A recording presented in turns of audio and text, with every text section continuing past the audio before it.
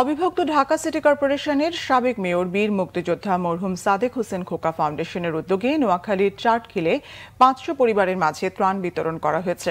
সাদেক হোসেন খোকার ছেলে বিএনপি নেতা ইঞ্জিনিয়ার ইশরাক হোসেন শনিবার দুপুরে চাটখিল উপজেলার নোয়াখালা ইউনিয়নের সিংবাহুড়া গ্রামের রোকেয়া মঞ্জিলে এই ত্রাণ বিতরণ করেন। ইউএস চ্যারিটি ফর বাংলাদেশ এর চেয়ারম্যান পরাণ চৌধুরীর ব্যবস্থাপনায় ত্রাণ বিতরণী অনুষ্ঠানে বিশিষ্ট সমাজসেবক মজিবুল হক চৌধুরী সহ বিএনপি, ছাত্রদল ও যুবদল নেতারা উপস্থিত ছিলেন।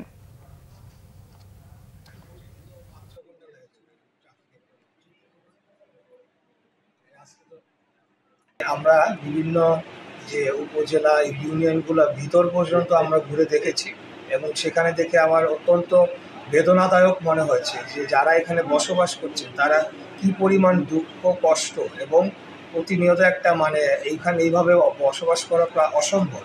এবং যে আশ্রয় কেন্দ্রগুলো দেখেছি স্কুলগুলোর, সেটাও ভয়াবহ অবস্থা। কোনো আশ্রয় কেন্দ্রের একতলা পর্যন্ত পানির নিচে।